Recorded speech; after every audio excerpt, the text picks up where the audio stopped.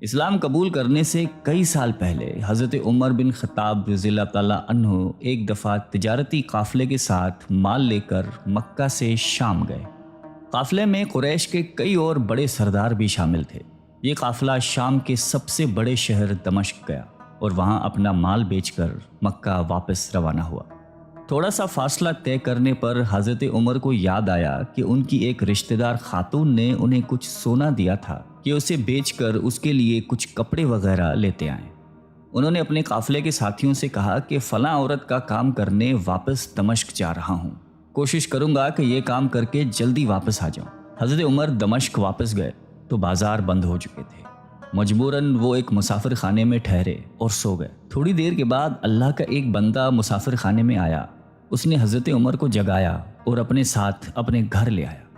یہ بات واضح نہیں تھی کہ وہ شخص حضرت عمر کو پہلے سے جانتا تھا یا ان کے والد خطاب سے ان کی واقفیت تھی۔ انہوں نے حضرت عمر کی بڑی خاطر و مدارت کی۔ کھانا کھا کر تو وہ سو گئے اور ان کا میزبان رات بھر عبادت کرتا رہا۔ صبح کو حضرت عمر بیدار ہوئے تو ان کے میزبان نے کہا کہ اکیلے بازار مت جانا، بازار میں لٹیرے اکثر مسافروں کو لوٹتے رہتے ہیں، میرے ساتھ چلنا۔ یہ کہہ کر وہ سو گیا کیونکہ رات بھر جاگ رہا تھا۔ حضرت عمر نے اسے جگانا مناسب نہیں سمجھا اور اکیلے ہی بازار چلے گئے۔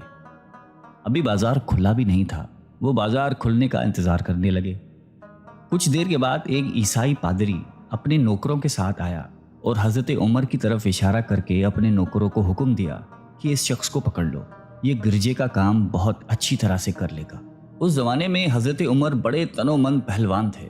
پادری کے نوکروں نے اس کو پکڑ لیا اور ایک پرانے گرجے میں لے گئے۔ پادری نے اس کو ایک ہتھوڑا دیا اور اس کو گرجے کی ایک دیوار توڑنے پر لگا دیا۔ ایسا معلوم ہوتا تھا کہ وہ اس جگہ پر ایک نیا گرجا بنوانا چاہتا تھا۔ حضرت عمر دن بھر کام کرتے رہے۔ کہیں شام کو جا کر چھٹی ملی، وہ تھکے ہارے واپس مسافر خانے میں آ کر بیٹھ گئے۔ پہلے ہی دن والا نیک آدمی پھر آیا اور اس نے پوچھا کہ آپ کدھر چلے گئے تھے؟ حضرت عمر نے اسے سارا قصہ بتا دیا۔ وہ شخص آج بھی ان کو اپنے گھر لے گیا اور ان کی بڑی خاطر و مدارت کی اور انہیں تاکید کی کہ کل بازار جاتے وقت مجھے ساتھ لے جانا۔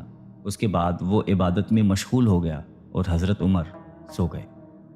دوسرے دن حضرت عمر بیدار ہوئے تو اپنے نیک میزبان کو سوتے پایا۔ انہوں نے اب کی بار بھی اس کو جگانا مناسب نہیں سمجھا اور اکیلے ہی بازار چلے گئے۔ اتفاق سے پھر وہی پادری اپنے نوکروں کے ساتھ آیا اور حضرت عمر کو پکڑ کر ساتھ لے گیا۔ ان کو غصہ تو بہت آیا، لیکن کیا کرتے، غیر ملک میں وہ اکیلے تھے اور کوئی ہتھیار بھی پاس نہیں تھا۔ دوسری طرف پادری کے ساتھ 7-8 نوکر تھے اور وہ سب ہتھیار بند تھے۔ پہلے دن کی طرح ہی حضرت عمر ہتھوڑے کے ساتھ گرجے کی دیوار توڑتے رہے۔ جب دھوپ تیز ہوئی تو پادری اور اس کے نوکر انہیں کام میں مشغول دیکھ کر چلے گئے اور حضرت عمر دیوار کے سائے میں دم لینے کے لیے بیٹھ گئے۔ اتنے میں وہ پادری گھوڑے پر سوار چپکے سے آیا اور حضرت عمر کے سر پہ ضرب لگائی اور کہا کہ ہم سب گھر گئے تو نے کام ہی چھوڑ دیا۔ اب حضرت عمر کو صبر کی تاب نہ رہی۔ انہوں نے ادھر ادھر نظر دوڑائی، ہر طرف سناٹا تھا۔ انہوں نے پادری کو گھوڑے سے کھینچ کر نیچے کر لیا اور اس کے سر پر ہتھوڑے مارنا شروع کر دیے۔ وہ بہت چیخا چلایا لیکن اس کی مدد کے لیے کوئی نہیں پہنچا۔ حضرت عمر نے ٹوٹی ہوئی دیوار کا ایک بھاری ٹکڑا اٹھا کر اس کے سر پہ دے مارا۔ وہ پہلے ہی زخمی تھا، اب اس نے دم دے دیا۔ اس کو مرتے دیکھ کر حضرت عمر تیزی سے بھاگ کھڑے ہوئے اور جس راستے سے دمشق آئے تھے وہ راستہ چھوڑ کر ایک دوسرے راستے پر چل پڑے۔ شہر سے کافی دور انہیں ایک خچر پر سوار رومی ملا جو روم سے تعلق رکھتا تھا۔ وہ ان کے ساتھ چلنے لگا۔ وہ کچھ باتیں کرنے لگا لیکن نہ حضرت عمر ان کی زبان سمجھتے تھے اور نہ وہ ان کی زبان سمجھتا تھا۔ اس نے یکایک اپنی تلوار پر ہاتھ ڈالا۔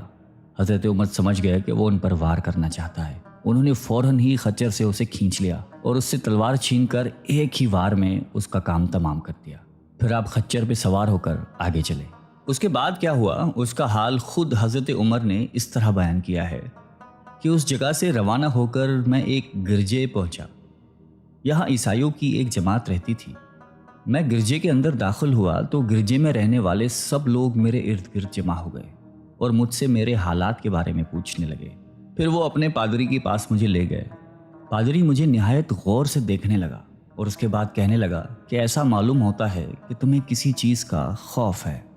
میں نے کہا کہ تم نے کیسے اندازہ لگا لیا کہ مجھے کسی چیز کا خوف ہے؟ اس نے میرے سوال کو ٹال دیا اور کہا کہ آپ جب تک چاہیں یہاں ٹھہریں، آپ کو یہاں کسی قسم کا کوئی خطرہ نہیں، آپ ہماری حفاظت میں ہیں۔ پھر اس پادری نے مجھے اپنے گھر میں مہمان کی طرح رکھا اور میری نہایتی خاطر و مدارت کی، اور پھر پوچھا کہ آپ کون ہیں؟ میں نے اسے بتایا کہ میں مکے کا رہنے والا ہوں اور قبیلہ قریش سے تعلق رکھتا ہوں۔ تجارتی قافلے کے ساتھ شام آیا تھا۔ تجارت کا مال بیچنے کے بعد ایک ضروری کام کے لیے مجھے اپنے قافلے سے جدا ہو کر واپس دمشق جانا پڑا۔ اب میں اپنے وطن واپس جا رہا ہوں اور راستہ بھٹک کر یہاں آ نکلا ہوں۔ پادری مجھے غور سے دیکھتا رہا اور بار بار طرح طرح کے سوال کرتا رہا۔ میں نے ان کے ہاں نہایتی آرام سے رات بسر کی۔ صبح کو آپ نے پوچھا کہ آپ کا ارادہ یہاں ٹھہرنے کا ہے یا آگے جانے کا؟ میں نے کہا کہ اب میں آپ سے رخصت ہونا چاہوں گا۔ یہ سن کر پادری نے اپنا ایک شاندار گدھا جو بڑا خوبصورت اور نہایتی تیز رفتار تھا لے آیا۔ اس گدھے کی پیٹھ پر کھانے کی مزیدار چیزیں اور قیمتی تحفے بھرے ہوئے تھے، اور پھر کہنے لگا کہ آپ اس گدھے پر سوار ہو جائیں اور چل پڑیں۔ راستے میں آپ کا گزر کسی عیسائی کے مکان کے پاس سے ہوگا تو وہ آپ کو اس گدھے پر سوار دیکھ کر آپ کی بے حد تعظیم کرے گا اور آپ کی خاطر و مدارت میں کوئی کسر نہیں چھوڑے گا۔ یہ کہہ کر پادری نے میرا ہاتھ پکڑا اور تنہائی میں لے کر کہنے لگا کہ اے عمر، آپ پر میرا حق واجب ہو گیا۔ میں نے کہا بے شک۔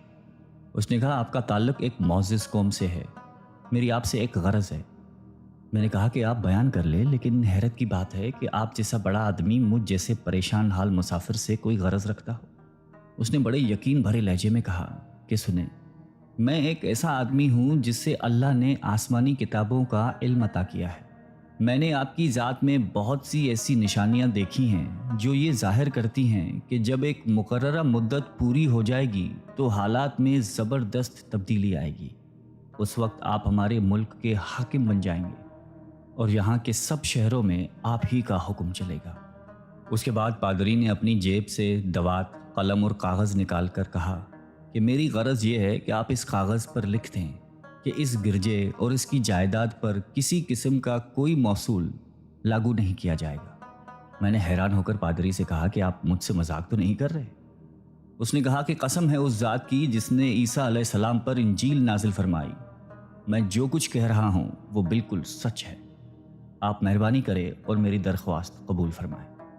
میں نے پادری کی باتوں کو اس کا وہم سمجھا اور جیسے اس نے کہا میں نے اسی طرح کاغذ پہ اسے لکھ کر دے دیا۔ اس کے بعد گدھے پر سوار ہو کر چل پڑا۔ راستے میں مجھے کئی جگہ پر عیسائیوں کی جماعتیں ملی۔ انہوں نے مجھے ایک پادری کے گدھے پر سوار دیکھ کر میری بڑی خاطر و مدارت کی۔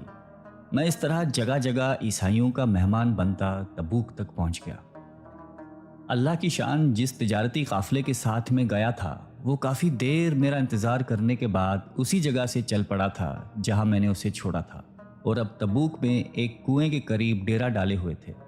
قافلے والے میرے ساتھی مجھے دیکھ کر میری طرف دوڑ پڑے اور مجھ سے مل کر بہت خوش ہوئے اور کہنے لگے کہ ابن خطاب، ہم لوگ تمہارا انتظار کرتے کرتے بالکل مایوس ہو گئے تو ہم نے اس مقام کو کوچ کر دیا جہاں سے تم واپس دمشق گئے تھے، مگر تمہارے بارے میں ہم سخت پریشان تھے۔ یہ تو بتاؤ کہ اتنے دن تم کہاں رہے؟ میں نے وہ تمام حالات بیان کیے جو مجھے پیش آئے، لیکن پادری سے جو میری گفتگو تنہائی میں ہوئی وہ بالکل ظاہر نہیں کی، کیونکہ میں پادری کی اس باتوں کو اس کا وہم سمجھتا تھا اور اس کے عقیدے کی کمزوری سمجھتا تھا۔ قریش کے ایک سردار ابو سفیان بھی اس قافلے میں شامل تھے۔ انہوں نے مجھے اس شاندار گدھے پر سوار دیکھ کر کہا، ارے تم لوگ اس نوجوان کی اقبال مندی تو دیکھو، اسے کسی ایسے میدان میں چھوڑ دیا جائے جہاں نہ پانی ہو نہ سبزہ، پھر بھی اسے رزق مل جائے گا۔ پادری نے رخصت کرتے وقت مجھ سے کہا تھا کہ جب میں اپنے ساتھیوں کے پاس پہنچ جاؤں اور گدھے کی ضرورت نہ رہے تو اس کی رسی کو مضبوطی سے باندھ کر گدھے کو اسی جگہ پر چھوڑ دو، لہٰذا میں نے ایسا ہی کیا۔ یہ دیکھ کر ابو سفیان نے کہا کہ ارے تم نے کیا کر دیا؟ گدھے کو ایسی جگہ پہ چھوڑ دیا جہاں پہ چور اچکے اور درندے اکثر گزرتے رہتے ہیں۔ میں نے کہا اس کے مالک نے مجھے ایسا ہی کرنے کی ہدایت کی تھی، وہ اس کی عادتوں سے زیادہ واقف ہے۔ اب وہ جگہ گدھے والا کنواں کے نام سے مشہور ہے۔ وہاں سے روانہ ہو کر ہمارا قافلہ مکہ پہنچا۔ میری اور پادری کے درمیان جو گفتگو ہوئی تھی وہ مجھے بھلائے نہ بھولتی تھی۔ پہلے تو کئی دن تک میں نے اسے اپنے دل میں ہی رکھا، پھر مجھ سے ضبط نہیں ہوا اور یہ راز میں نے اپنے رشتہ دار خاتون کے سامنے ظاہر کیا جس نے مجھے سونا دیا تھا۔ وہ بڑی عقل مند خاتون تھی۔ اس نے مجھ سے کہا کہ اے ابن خطاب، میں تمہارے بچپن ہی سے تم میں اچھی نشانیاں دیکھ رہی ہوں۔ جب تم بہت چھوٹے بچے تھے تو میں نے ایک دفعہ خواب میں دیکھا کہ تم لمبے ہوتے جا رہے ہو اور تمہارا قد اتنا لمبا ہو گیا ہے کہ اس نے آسمان کو چھو لیا ہے۔ یہ دیکھ کر میں نے خواب میں کہا کہ ارے یہ میرے بچے کی کیا حالت ہو گئی ہے۔ کسی نے کہا کہ یہ لڑکا دنیا اور آخرت میں بھلائی پانے والا بنے گا۔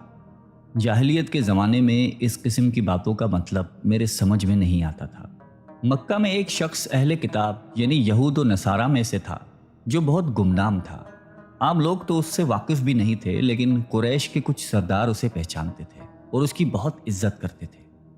ایک دن دوپہر کے وقت میں اس کے ہاں گیا اور اسے جا کر کہا کہ میں آپ سے چند باتیں کرنا چاہتا ہوں اور چاہتا ہوں کہ آپ ان کو اپنے دل میں راز بنا کر رکھیں اور کسی کے سامنے ظاہر نہ کریں۔ اس نے ایسا کرنے کا وعدہ کیا تو میں نے اپنے سفر کے تمام واقعات اس کے سامنے بیان کر دیے اور اپنے رشتہ دار خاتون کے خواب کا بھی ذکر کیا۔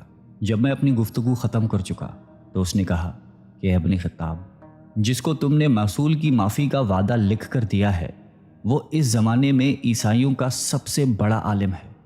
جو کچھ اس نے کہا وہ سب سچ ہے اور جلد ہی وہ سچ تمہارے سامنے آ جائے گا۔ جہاں تک تمہاری رشتہ دار خاتون کے خواب کا تعلق ہے تو اس سے یہ ظاہر ہوتا ہے کہ مکے میں ایک بہت بڑا انقلاب آئے گا۔ زمانہ ایک نئی صورت اختیار کرے گا اور آنے والے زمانے کے آسمان و زمین بدل جائیں گے۔ میں وہاں سے گھر چلا آیا اور اس کی ساری باتیں اپنے دل میں لیے رہا۔ تھوڑے ہی عرصے کے بعد قریش کی مجلسوں میں آپ صلی اللہ علیہ وآلہ وسلم کا ذکر ہونے لگا۔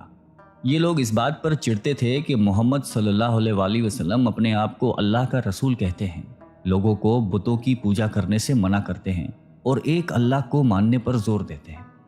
جلد ہی اللہ تعالیٰ نے اسلام کو ظاہر کر دیا اور مجھے یقین ہو گیا کہ حالات وہی صورت اختیار کر رہے ہیں جس کی طرف آسمانی کتابوں کے عالم شام کے پادری نے اشارہ کیا تھا۔ نبوت کے 6 سال حضرت عمر نے اسلام قبول کر لیا اور رسول اللہ صلی اللہ علیہ وآلہ وسلم کے جان نثار ساتھی بن گئے۔ 11 ہجری میں آپ صلی اللہ علیہ وآلہ وسلم نے اس دنیا سے پردہ فرمایا تو حضرت ابو بکر مسلمانوں کے پہلے خلیفہ بنے۔ 13 ہجری میں انہوں نے وفات پائی تو حضرت عمر خلیفہ بنے۔ ان کے سفر نامے کی روایت کرنے والے راوی کا بیان ہے کہ حضرت عمر فاروق اپنے خلافت کے زمانے میں شام تشریف لے گئے تھے تو ایک بہت بوڑھا آدمی جس کے بال برف کی طرح سفید ہو چکے تھے عیسائیوں کی ایک جماعت کے ساتھ ان کی خدمت میں حاضر ہوا اور عرض کیا کہ اے امیر المومنین، کیا آپ مجھے جانتے ہیں؟ حضرت عمر نے فرمایا کہ اگر آپ شام کے فلاں نگر کے پادری ہیں تو میں آپ کو پہچانتا ہوں۔ اس نے کہا کہ جی ہاں، میں وہی پادری ہوں۔ حضرت عمر فاروق رضی اللہ تعالیٰ عنہ نے فرمایا کہ میں نے آپ سے لکھ کر جو عہد کیا تھا وہ آج بھی قائم ہے۔ اللہ تعالیٰ نے اپنے رسول صلی اللہ علیہ وآلہ وسلم کے ذریعے ہمیں عزت بخشی۔ انہوں نے ہمیں اللہ تعالیٰ کی پسندیدہ دین اسلام کی طرف دعوت دی اور ہم نے یہ قبول کی۔ آپ ہی نے مجھے ان باتوں سے آگاہ کیا تھا۔ اب آپ کو کون سی چیز اسلام سے قبول کرنے سے روکتی ہے؟ بوڑھے پادری نے حضرت عمر کی باتیں سن کر اسی وقت اپنے ساتھیوں سمیت کلمہ پڑھ کر اسلام کی دولت